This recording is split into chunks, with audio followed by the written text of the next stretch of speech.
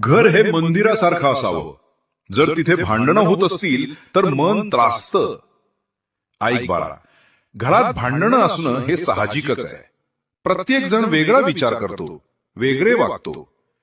पण संवाद नकोसा झाल्यावरच जास्त गोंधळ सुरू होतो. तू बोलतोस का? आणि खूप महत्वाचे, तू दुसऱ्यांचे ऐकतोस का? का फक्त सांगतोस, ऐकत नाहीस? लक्षपूर्वक ऐक. जर प्रेम कमी आणि अहंकार जास्त झाला की कटुता वाढते. एक छोटी गोष्ट कर.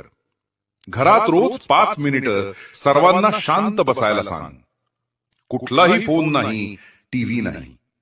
फक्त एकमेकांशी बोला, ऐका आणि समजून घ्या. हळूहळू मूळ कारण लक्षात येईल. कुणाला त्रास होतोय,